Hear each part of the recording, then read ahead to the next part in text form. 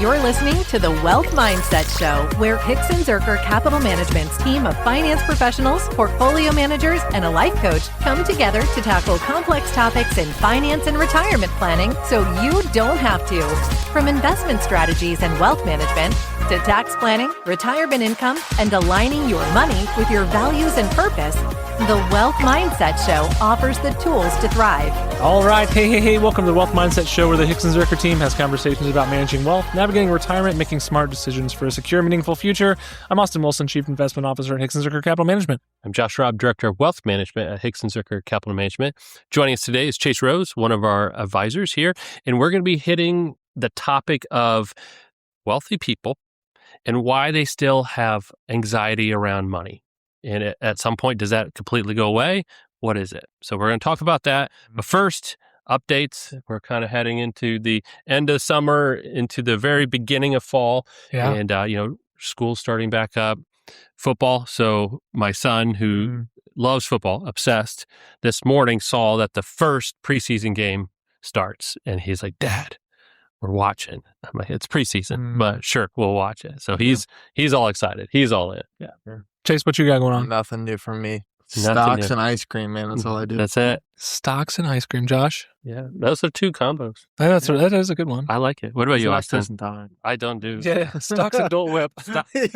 That's a combo. That's a combo. You're We going right have there. a new Dole Whip machine at Gibson. Oh, you got one? Josh. Good. I'm coming down to visit. Yeah, Okay, good. absolutely. Do you Pineapple have right now? pineapple, the OG Dole Whip? Is that the OG? Yes. I didn't know that. Yes. I thought it was orange. I've never No, had Dole Whip. pineapple is their original Dole Whip flavor. You Yep. can only get it in a cup though because it's not solid enough to go into a cone. just so you know. Yeah, that's fine. It'll get soggy. Yeah. Yeah, we don't Yeah, want that that. would Yeah, That's but just a mess. everywhere. No, That's just it a is mess. good though. It's vegan, I believe. Sure. I think the original Dole Whip was like gluten-free vegan. That's a lot of strikes. Because it's just pineapple. You're not making the sale. It's frozen pineapple. You're And not so- making the sale. And, it's actually really good. All right. Not Okay, a I'm lot of gonna- extra ingredients. I'll come to get Kips and make up for it with like a triple whip, creamy real dairy There you thing. go. We actually just added the triple whip to the menu. That's right. That's Yeah. right. It'll be the gut buster according to Josh. Yes. Any little bits of gut buster. All right. So yeah, for us, it's summer's kind of winding down. It's cool. Everything's good. We're walking a lot with the kids and gearing up for another year of homeschool. So yeah, it's all good. Right. Oh, our oldest turns 9. 9. That's crazy. No, I don't. Yeah, I'm like, I'm 23. How do I have a 9-year-old? Yeah. The math is weird. But no, things are good. Happy birthday, Juliana. Whenever this comes out, you'll be 9 by then. So yes, the question is, yeah, you've done well. You've acquired some assets. You've got a nice nest egg. You're retired. You've got, who knows, $2, $3, $5 million. Yeah. But still, you wake up in the morning, middle of the night, and you're like, oh, is it enough? Is everything going to be okay? And that sounds very counterintuitive because to people who are still in the accumulation phase, Yep. they would kill for that, right? That's the goal, right? If I had $5 million, I wouldn't worry You've about reached anything, the goal. Right? That's their thought. And so what are you worried about? But actually, I think there's a lot of the mental side of things that people need to think about once they get to that point of why money might not be all they're worried about, but it certainly can exacerbate the thoughts that they've got in the middle of the night. So, yeah, that's kind of what we're going to be talking about today. So, yeah, the questions that retirees might be asking, right? These are things that keep them up. What if the market crashes? Well, that can have a big impact on things. That can certainly keep them up at night. What if I outlive my money? Yep. What if I live till I'm 120? Because my financial plan, Chase put together for me, only goes to 95. Yeah. That's a long time to live past that. What if healthcare costs explode? What if I spend too much money? What if I don't get to achieve the goals I have set for, leaving a legacy for my children? Yeah. What if I go through all my money? And then what if I just make a bad investment decision? Or some of the softer side of things is, what if I just don't know what to do? Yeah. What if I retired again? I got all the money I need. What do I do with myself? So these are the questions that I think can keep people up at night and the things we're going to be talking about today. So let's start by discussing, why more money, talking absolute dollars here, doesn't always mean more confidence. So talk a little bit, guys, about the difference between having wealth and feeling wealthy. Yeah. The first one, and this really drives back to the kind of psychological side of people, is how and what they perceive that money to be in their life. So, for instance, if someone grew up without a lot of money, they may have a scarcity mindset that's ingrained subconsciously from their upbringing. Mhm. And no dollar amount's really going to change that until they address that underlying reasoning of there's never enough or it's never guaranteed to still be here. Mhm. And so the dollar amount's never going to be the right number to solve that. They have to actually deal with that underlying kind of worldview of how they view that money. And for a lot of these, as we talk through them, that's really what it's going to be is there's going to be an underlying worldview of here's how I see things, and that's why it's affecting me. Because you're right in that the more money you have in the bank, it should alleviate stress and anxiety. But what we know, especially sitting across from people, you replace one concern problem with another a lot of times. So, as we think through those, all the ones you just mentioned, but just because you have money, you probably replace some worries with some new ones. Mo money, mo problems. Dude, you That's took right. the words out of my mouth, man. I was sitting here for Wait, You're still on mo money, mo I was problems. listening to my first line of the Dang whole it, podcast. Chase. That was a good one. Stole it. But yeah, I mean, I guess the more assets you have, that is something that people don't often think of. Maybe the more complex your situation gets, you've got more tax questions, you've got more all kinds of, they're not problems per se, but there are other things to tie up your mind, like you said. And I think that the stakes are higher too. That's something that people don't often think about is if you have $5 million net worth, if you make a mistake that erases 20% of your wealth, that's $1 million of an impact. But if you have $100,000 as a net worth, that 20% is losing $20,000. A little difference.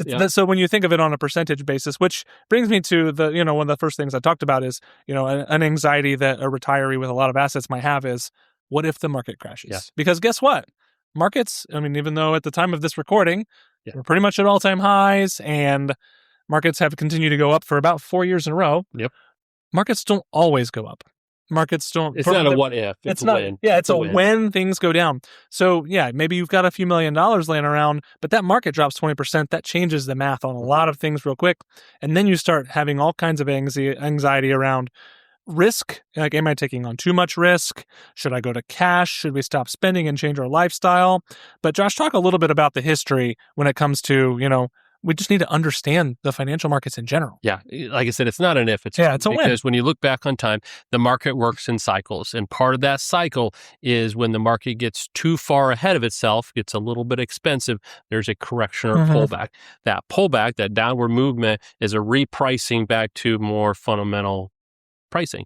And that process is not fun. No. But that's the way you're talking about, that 20% plus pullback that happens every, 6 to 10 years, somewhere in that range. And Chase, talk a little bit about how we work with our clients to engineer ways to maybe take some of the anxiety around that. Yeah, so we do a lot of stress testing. So we can run retirement projections, and it's pretty standard for us to do this and show our clients, hey, if we get a market environment like A, B, and C, regardless of how you come out of that, your plan still looks good, right? So stress testing your plan and showing them the results of that plan and saying, regardless of what happens in the market over the next 2 years, you're still on the right track. We would prefer people don't pull that trigger to retire until that stress test has really solved itself. Right. Because that's what we call like the bad timing test. Like if you retire and we go right into a bear market, that's like the worst timing scenario you can have. Absolutely. Right? You spent your life building up this nest egg, and then all of a sudden it's cut by 20% or 30% or whatever that number is. So it's a balance of making sure you understand what that client's tolerance for risk is. Like what's their ultimate downside that they're willing to take, and then test that downside and see, okay, well, if we get that bottom level that you're willing to risk, how does that impact your plan? And as long as you make sure you're coming out on the good side of that projection, then you should feel good about moving into retirement. It doesn't always solve all your anxiety, because I don't think anything will ever solve 100% of your concerns, but hopefully that having a second opinion and hearing someone else say that you can do it regardless of what happens should feel pretty good. And the other piece of it is looking at each situation and saying, okay, what is really reliant on this? So for instance, if you're spending, let's say, $100,000, but 40,000 of that is all your fun stuff, right? And your really basic needs are 60. That's the idea that, I could cut back. And sometimes just knowing you have a plan is what relieves that anxiety. Is I don't have to do anything, but if I need to, we've already talked about the 2 or 3 things that have to happen to get me back into that confidence zone. Yeah. Is I postpone this, or I activate another line of income. So maybe I claim Social Security, which I'd been waiting for, but now I need the income. Yeah. Or I go back and get a part-time job just to supplement. Creating a plan ahead of time is really the key to that one. Is if you want to avoid the anxiety, know you pre-plan for that scenario. Well, and that's what brings me to, like, you also can allocate funds to prepare for that, right? So we use what's called a bear market fund, in our world, where we may have 2 or 3 years of living expenses in a really short duration, really low risk bond portfolio for our clients, where if the markets do fall apart, which they do, again, we've talked about it, markets do go down, and sometimes it's never fun, and sometimes it's pretty steep. Sometimes it can take a little while to recover. We're not forced to make long-term impactful decisions of selling stocks when they're low. Yeah. Right? Yes. So that's where we can, as we're gearing up towards retirement or early into it, prepare in advance to say, hey, we got this already set aside. You're covered. This will hopefully help you sleep at night, right? Stick with the plan with the rest of your money, because this part is here for you if you need it. Again, we hope not to need it. Sure. Yeah. Right? All right. The other one. What if I live too long? So talk about a little bit about how long we plan for retirement for people, and longevity becoming a really big factor because people are living longer, obviously, and just factors around that. Yeah, I mean, life expectancy tables are in the mid to late 80s right now for people here in the United States. Good plan. You might want to plan a little bit beyond that to make sure you have some cushion built into there. So like we mentioned, so we're right in the mid 90s for that. If you have longevity in family, planning for even longer helps, because if you have as one of your goals legacy, leaving something to the next generation, you're really just kind of balancing that with that's also your safety net of spending if you live too long, right? And it's kind of those two play hand in hand. But the biggest piece is making sure you're sustainably withdrawing, because that's how you make sure you offset that. Yeah. Making sure you're not taking too much out too early and you leave some for later. And the general old rules of thumb, the 4% rule and stuff like that, should theoretically even last beyond what you need, right? That's well, you take any percent besides 100% out, right. It'll never get to zero. Well, and because how percentages work, you're always taking that percentage off of the remaining balance. So even if you're taking 50% out, you'll never get to zero technically, because every time you're only taking 50% of what's left. So percentage-wise, if you stick to a plan like that, you're actually guaranteeing you'll have money, percentage-wise. It may not be the amount you need, but you still have money to withdraw. So you're right. 4% is kind of the standard. Yeah. It works because it's tested for 30 plus year retirements. But again, people retire in their 60s. There's more than 30 years now. We're looking 40 to 50 year retirements based on longevity. So you might want to be a little more cautious on some of that. Yeah. Absolutely. Another thing we try not to do is we don't want to, for the sake of feeling good about the progress that we're making towards retirement, we don't want to beat a retirement plan into submission. And what we mean by that is we don't want to change variables to make it look better than it might actually be. And one way that you can do that is by reducing the end of your plan or, when you pass away. And that's not an uncommon thing to do. I mean, we've given second opinions on people's plans who the person who gave them advice elsewhere, it said, you're going to live to 90, where we'll never go earlier than 95. We'll only go higher than that if we need to. And the reason we do that is because if you live to 85 and you leave a legacy, that's better than living past whatever you were planning to and you run out of money, right? So you have to have real conversations and be real honest with yourself. Like, I might only live to my parents and my grandparents only live to like their 80s, but I need to make sure that even if I do live past that, I still have enough in the bank. Right. So, and then on the reverse side of that, what if I spend too much? Exactly. That's the other side. Live too long, or what if I spend too much? Just run out. Yeah. And that anxiety really, it's hard to get that one away, because again, with the unknown of how long do I have, that am I spending too much is a hard one to answer. But it goes back to, we can use historical data to say, if you withdraw within this range, historically, you've been able to last that whole time. And that's the piece. Keeping money in certain buckets is a nice way of doing it. Like, here's my spend money, here's my kind of extra, and I'll kind of only withdraw from there as it goes. And also understanding the difference between needs and your wants, because the bare minimum, what do I need? and then kind of making sure you have that in a more stable way of providing Social Security, pensions, something like that. And then everything above that is nice to say, okay, I could do it. It's great. But if I don't have it, I could still survive.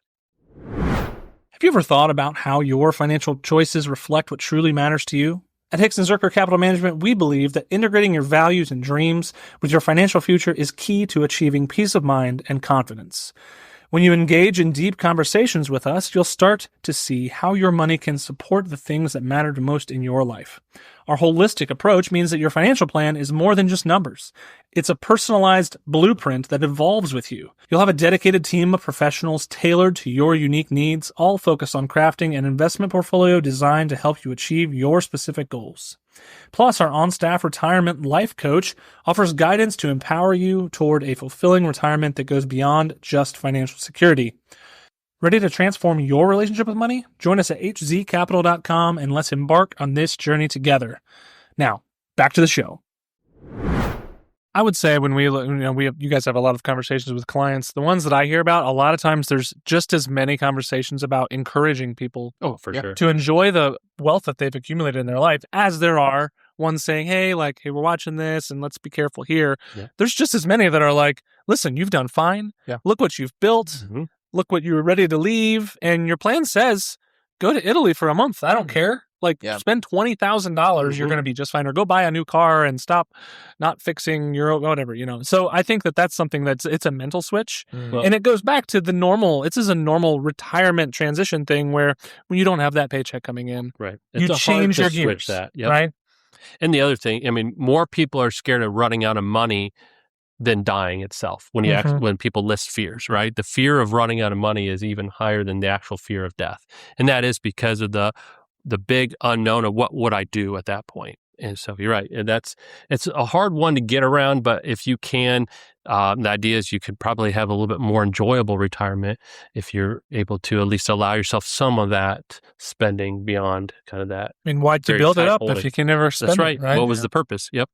I don't want to say it's as frustrating from the advisor perspective. I don't want to say it's as frustrating as someone who's overspending, but when someone's underspending based on our, the formulas and whatnot that we use, and we're trying to encourage them to spend more, and they just don't know. I don't know if I want to, don't know if I need to, things of that nature. It's not frustrating, but it's like I wish that switch could flip easier for some people, right? Because I don't want to take away from the discipline that it takes to build up a nest egg of wealth that supplies what your needs are for the rest of your life, because it does take a lot of discipline.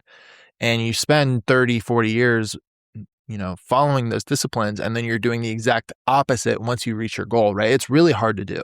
Yeah. For some people, it's really easy to do. So it really depends on the person. But it's why it's really important to get a separate opinion, someone that's going to take the emotion out of it and say, okay, what can I do? Please just tell me what's realistic, and then we'll figure it out from there. Yeah, absolutely. Because unfortunately, we've been on the far end where they look back and regret. And that's the thing we're trying to avoid, is that regret of, I wish I just would have done a little more, especially early on in retirement. And that's what we're trying to encourage, is just enjoy those hard-working assets that you accumulated. Yeah. And that was the whole point of accumulating them, like you said, is to enjoy them later on. So try to help with that is part of our job. And another component of that is just, we talked about it a little bit, but legacy. What if I don't get to leave my kids what I thought I was going to leave them? How much is enough? What if they don't handle it well? Thinking about, and that this is totally a mind game of, well, you're worrying about something that you may not even know is going to be a problem, but it's a natural thing, right?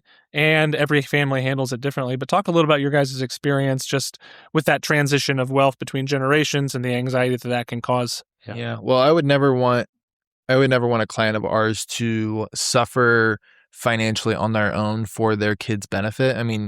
A lot of people go through, when you have kids, you raise them and you try to set them up for success in their own lives. And hopefully you do enough in those first, 20 something years of their lives that they can be self-sufficient, right? Mm-hmm. So I think a lot of people put more pressure on themselves to leave a legacy to the next generation than I think they need to. It's fine to have goals as long as it fits within your plan. If you're suffering or reducing your own quality of life in order to reach those goals, I think perhaps an adjustment of priorities needs to happen. But if you're the kind of person that just focuses and that's your one goal in life, that's fine. We'll figure out how to make that work with all the projections and whatnot that we can do. Yep. Yeah. That's it. It's really addressing what's the actual worry you have. Yeah. If I might not leave them something, well, we can work on, carving out. There's all the things you can do. If I'm worried they won't handle it well, that's a different worry. Of course. And you got to address that differently. Yeah. And there's ways to do that as well. So it's really, what is the actual worry you have? Is it leaving it? Is it they won't do it right? What are that piece? Mhm. And then addressing the actual problem. Because you're right. Sometimes it's so broad-based, you actually have to boil down. And they say, well, I really want to help pay for their college. Okay. What does that look like? And why are you doing that? And then you find out what that is. I think having those conversations early helps everyone. Mm-hmm. It helps the next generation. It helps you. And I think that's really the key to it. Yeah. I guess in when we're looking back at all the reasons that we could be anxious as we're in retirement, even though our numbers look fine, the bigger really issue is there's just a huge transition going on. Yeah. Again, this is a transition where we've spent 20, 30, maybe 40 years doing something for our lives, getting a consistent paycheck, having great benefits, raising a family, saving our money, working. And then we have to change our mind. Our mind is now I can start focusing on the things that I worked for. Mm-hmm. And the things that I want to be pouring into. Now that I have all this, I have assets. I've got wealth. I've got time. Hopefully, I've got some health if I retired early enough. I need to be doing these things while I can. So, talk about a little bit about the non-financial side of things. We're trying to get some purpose, trying to get some drive, some reason to get out of bed in the morning.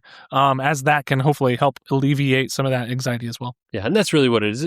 Try to get them to stop focusing so much on the money, right? Especially retirees is, if the plan works and it looks good, all right, hey, let's find ways to relieve that anxiety. I don't want you waking up at 3 a.m. What can we do to address those questions that you're asking in the middle of the night when you're waking up so that you could focus on those other things? And part of that is if you are busy doing other things, you have less time to worry about. And so staying busy and active and having that purpose really helps alleviate that concern. And then kind of as we jump from there, the last part is show them, okay, here's what you actually have. Here's how it can work. Here's what it can do. And historically, here's why we think we're confident. Sometimes just reminding is a good thing. Like, here's how it works. Worst case, if it drops, here's what we're going to do. Here's what we've already put in place to offset that. Like you talked about that bear market fund. We've already protected 2 years. Yeah, so, you're good to go. The idea is remind them of all the steps that have been done to alleviate that worry ahead of time. Sometimes it's just reminding them. Yeah. If our life coach, Scott Miller, were here, I would ask him to bestow some wisdom upon our listeners. But he's talked a lot about the transition from a non-financial aspect and how important it is to take a halftime, is what he calls it. So think about the first half of life. Think about a football game, right? You go out and you have this game plan that you prepared for, and you go into the locker room at halftime, and things are changing. It's a whole new game in the second half, but you need that halftime to figure out the new game plan going forward, right? Because you've gotten a taste for what's ahead, but you're not totally prepared, right? So you need to use that time wisely. And we encourage our clients to do that when they're not even just a retirement transition, but just a life transition in general. Yep. Take some time, figure out what's important to you, who's going to be with you along the way, and how you want to get there to whatever your goals are, and really take some time to reflect on that. It's really important to just focus in, refocus is the term that he likes to use, on what's ahead and figure out the best way forward. And with that, being honest with yourself. So what does it take for me to feel comfortable? Maybe there isn't a dollar number. Maybe it's just, this has always been in my head. I need to go here. Okay, that could be your goal. What is enough? Like, what is it that for me would relieve these anxieties?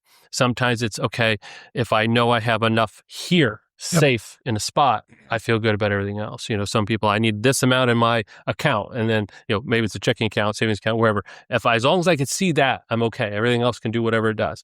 It's just finding out that, in its honesty, what does it take for me to remove those anxieties that we talked about? What does it take for me to say, okay, I need to trust that I did everything right to get here, and I will be okay going forward.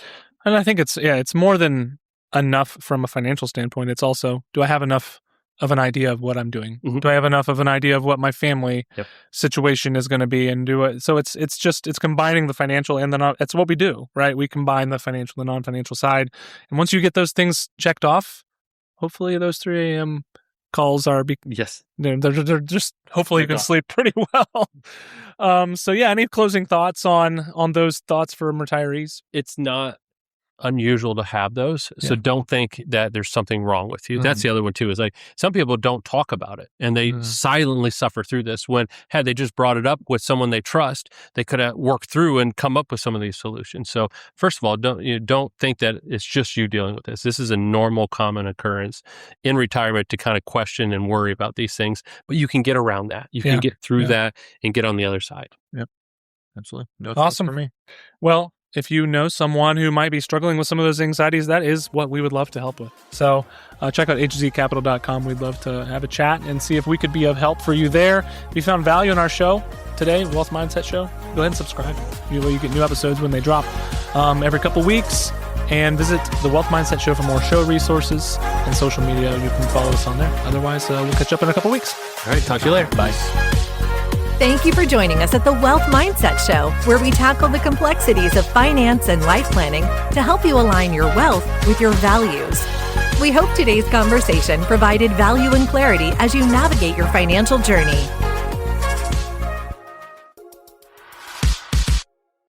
Your hosts work for Hickson Zerker Capital Management, and all opinions expressed by them or any podcast guest are solely their own and do not reflect the opinions of Hickson Zerker Capital Management. This podcast is for informational purposes only and should not be relied upon for investment decisions. Clients of Hickson Zerker Capital Management may maintain positions in the securities discussed in this podcast.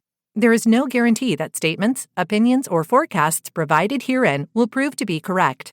Past performance may not be indicative of future results. Indices are not available for direct investment, and any investor attempting to mimic index performance would incur fees and expenses that could reduce returns. Securities investing involves risks, including the potential loss of principal, and there is no assurance that any investment plan or strategy will be successful.